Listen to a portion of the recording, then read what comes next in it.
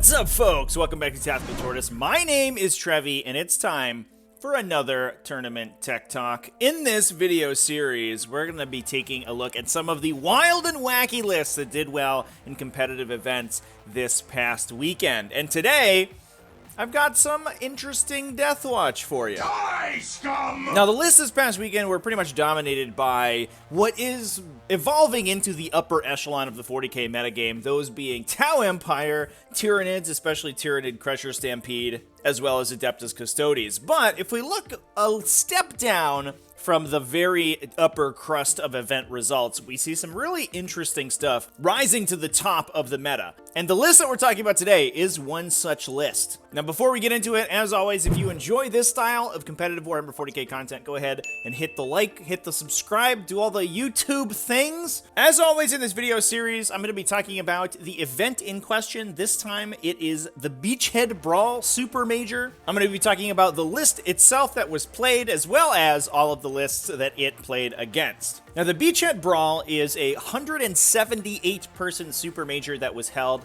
this past weekend at the Beachhead Tabletop Gaming Show in Bournemouth, UK.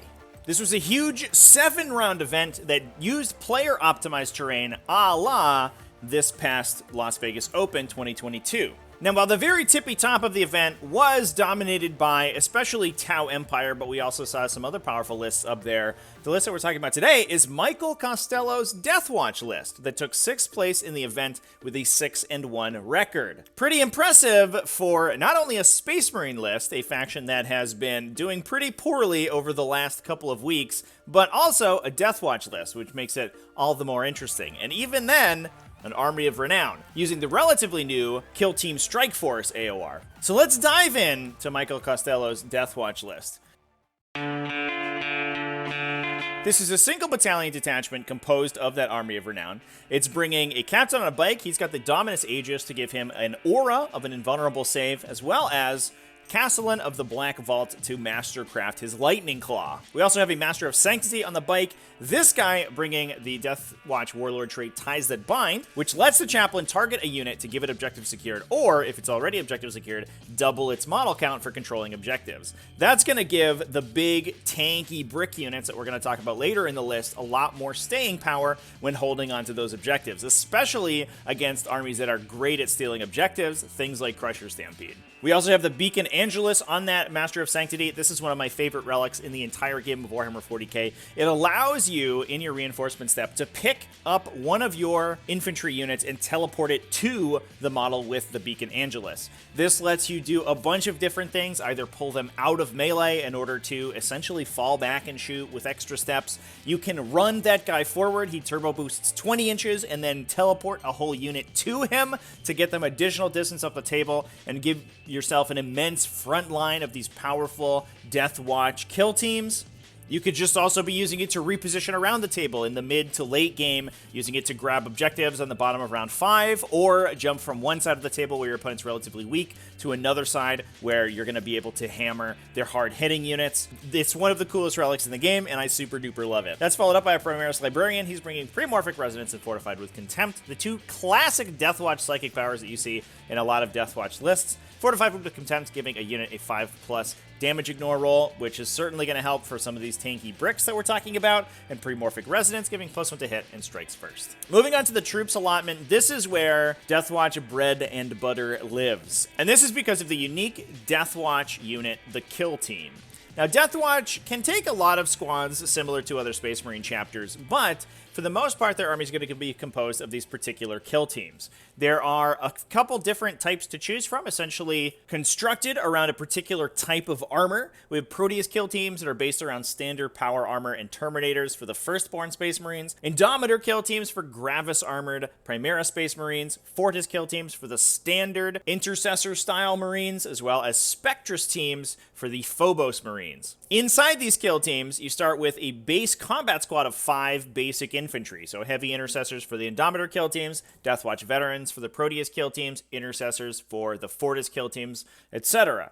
From there, you can build out the remainder of the squad, essentially taking any Marine infantry equipped with that style of armor. This allows, for example, Endometer teams to take Eradicators, Inceptors, aggressors, any of those Gravis armored infantry into the same unit. Similarly, Spectres kill teams can take incursors or eliminators. And Proteus kill teams have an immense swath of options, everything from Vanguard veterans and Terminators to bikers. This gives Deathwatch kill teams an immense number of options that they can use when building their list, and allows a player to put a lot of thought into the exact composition and types of war gear that their units are composed of. Importantly, these kill teams are all also troops choices, which means they do all get objectives secured, and thanks to that ties that bind warlord trait, they're going to be counting as 2 models, at least on the one unit that the Primaris Master of Sanctity points at every turn. So now that we've talked about what kill teams are, which ones are in the list, we do have an Endometer kill team, this one bringing 4 aggressors with Bulletstorm gauntlets and Fragstorm launchers. I'll talk about the reason for that momentarily when we talk about the Army of Renown.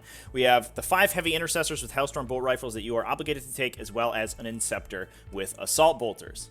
Now, the importance of the jump pack units in these particular kill teams is they give access to the disruptive launch stratagem, which allows the unit to fall back and shoot. We see that taken further in the Proteus kill teams that are in the list. We have 2 identically kitted out Proteus teams, both with black shields with Thunderhammers, 2 Deathwatch Terminators with Thunderhammer and Storm Shield, a couple Deathwatch veterans in there with a standard Deathwatch bolt gun and a Storm Shield just to soak wounds, as well as a veteran with a Combi Flamer, a Vanguard veteran with a jump pack and a Storm Shield, a veteran biker, as well as a Watch Sergeant with a heavy Thunderhammer. This is a good mix of ranged and melee attacks. A lot of Thunderhammers in there so that we can use those to close out games after these Endometer teams and heavy shooting elements have done their damage.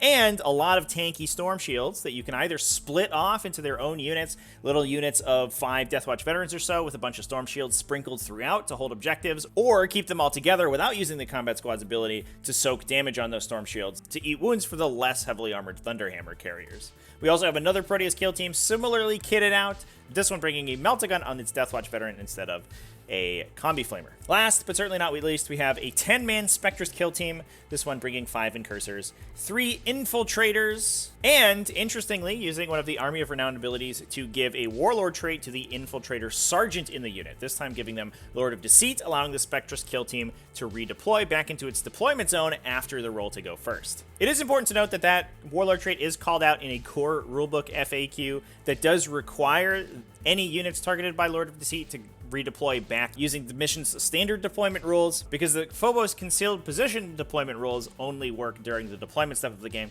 which is over by the time that Lord of Deceit kicks in. Now, before we move on to talking about the Army of Renown benefits that this list is going to be taking advantage of, it's time to talk about kill team specialisms.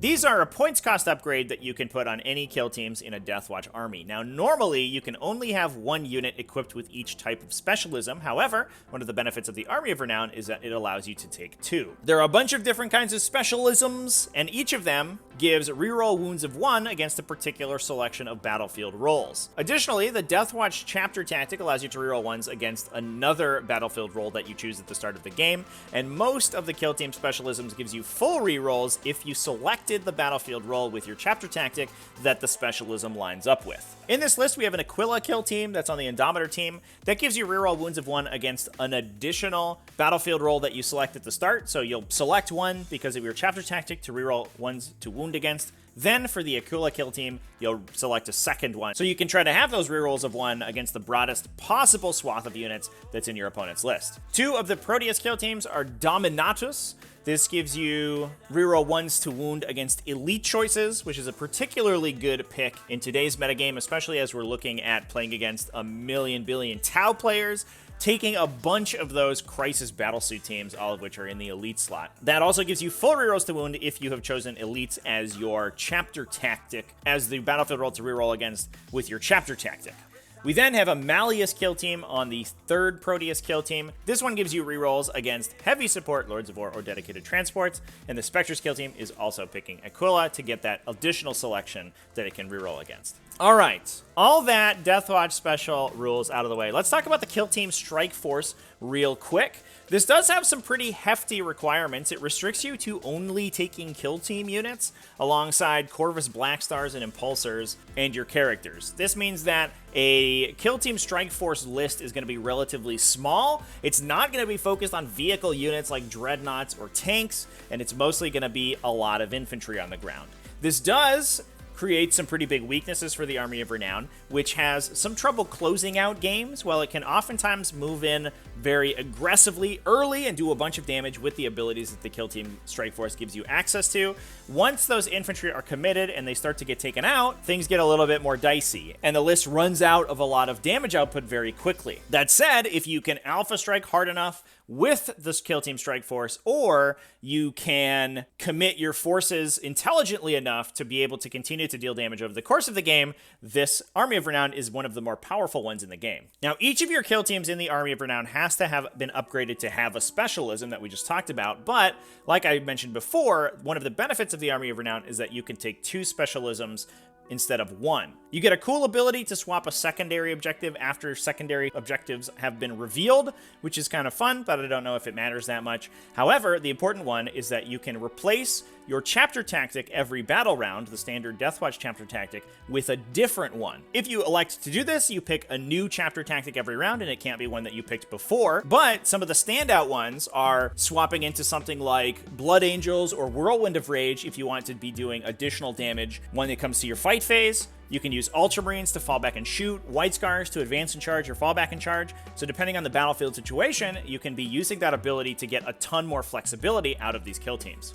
You also, importantly, and probably this is the reason that you are taking this Kill Team Strike Force, get access to some absolutely insane stratagems. Battlefield teleportation lets you pick up a unit at the start of your movement phase and then teleport it at the reinforcement step of your next movement phase, so they'll take a round off, but get to reposition around the table.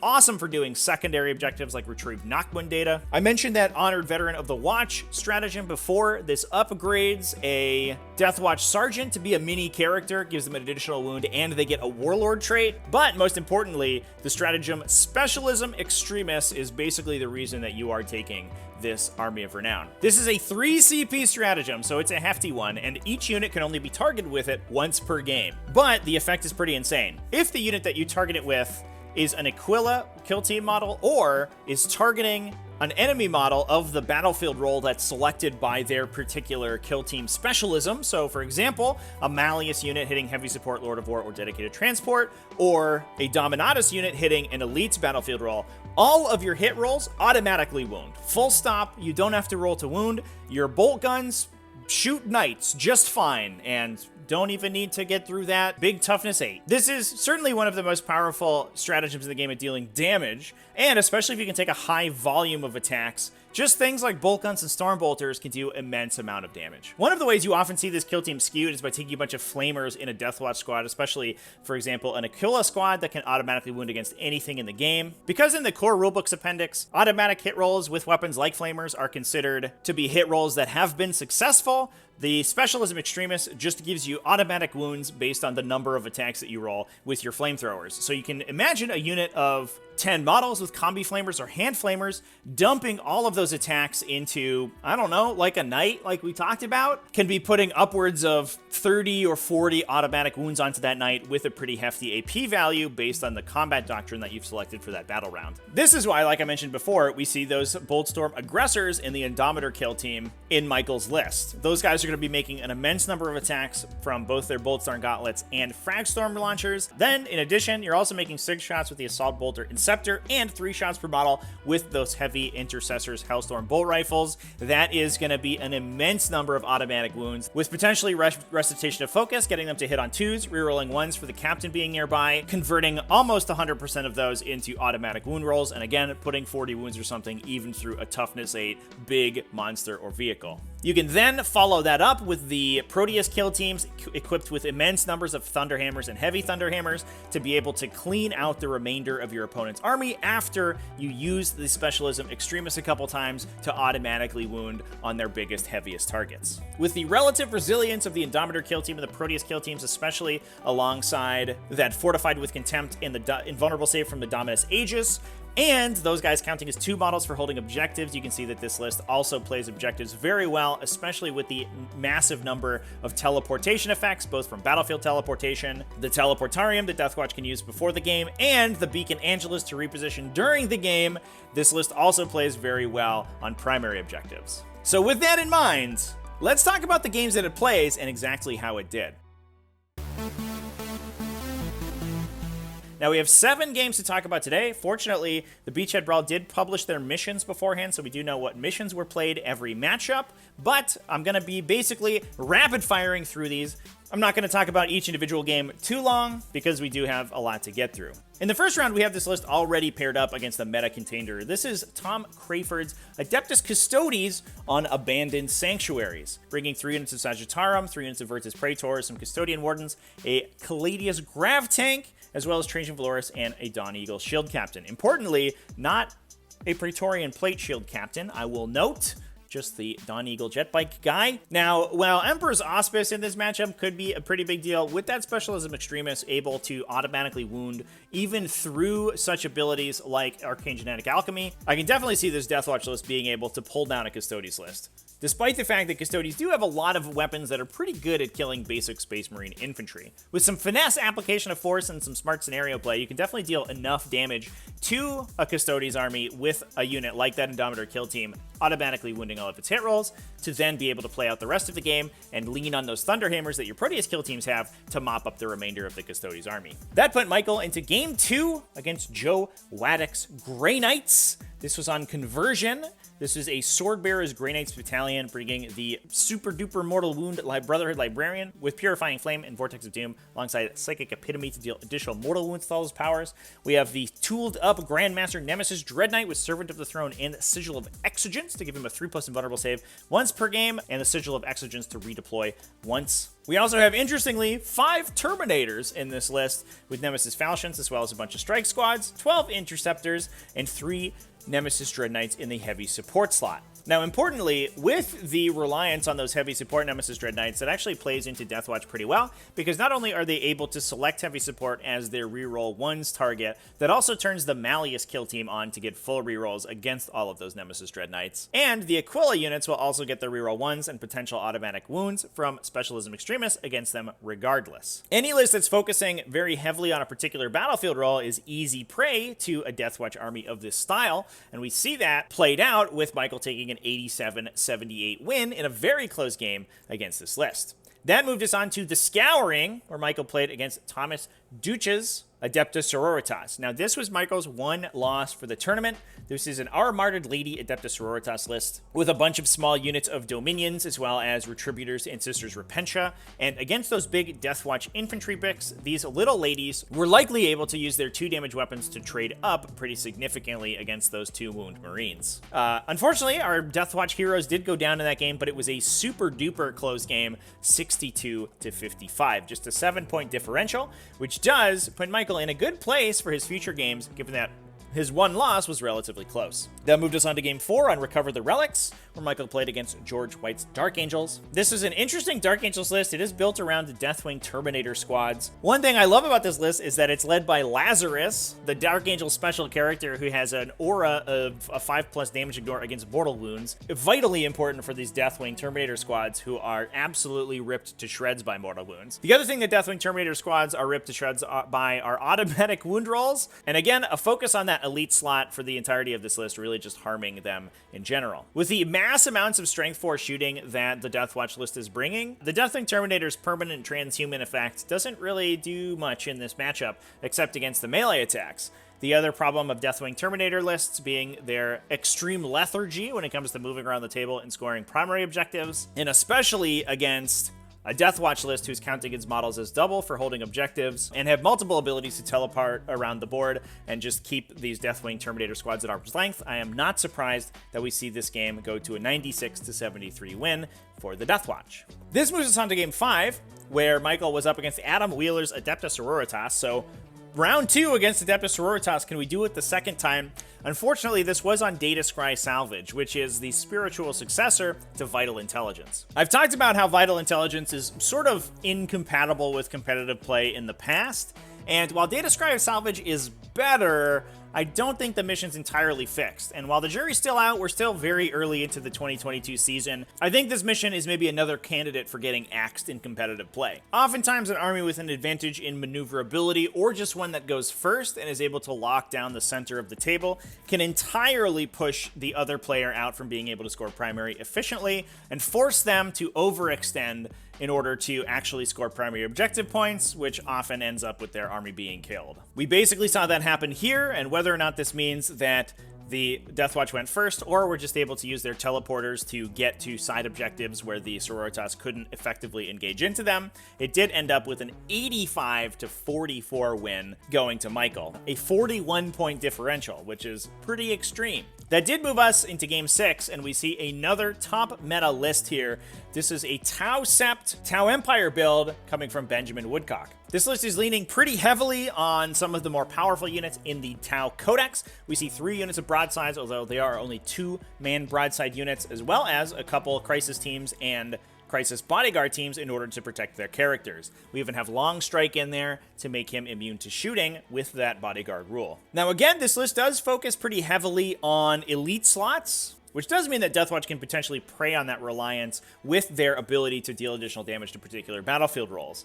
That did end up with an 83-58 win going to Michael, and putting him into the final game up against some Necrons, this one from Matthew Chin. This was a standard Relentlessly Expansionist plus Eternal Conqueror's Necron build. We see a couple units of Canoptic Wraiths, as well as a couple units of Scorpic Destroyers, Canoptic Scarab Swarms, and Lich Guard to swarm the center of the table with a bunch of invulnerable saves and try to hold on as long as possible. These are units that are all pretty easily taken out by automatic wounding Endometer kill teams and big Thunderhammers, and so it's no surprise that Matthew was able to take this one down 94-75. With a 6-1 record and a bunch of big wins under his belt, that was able to put Michael Costello in at 5th place for the Breachhead Brawl 2022 Super Major. This was an event absolutely dominated by Adeptus Custodes and Tau Empire, the 2 metagame heavy hitters, and besides Manny Chino's Tyranids, we have to go down to the 13th spot to find a list that isn't Adeptus Custodes or Tau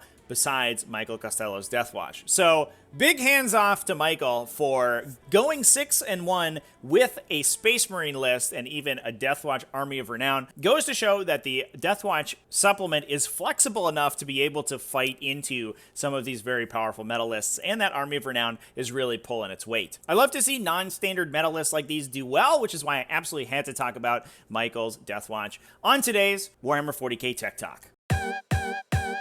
I hope you guys enjoyed this video. Thanks for watching all the way to the end. Also, big thanks to everyone who supports the channel over on Patreon at patreon.com/tacticaltortoise. YouTube channel members, Twitch subscribers, all you people are phenomenal, and I love you. Remember to keep it classy, folks, and have happy wargaming.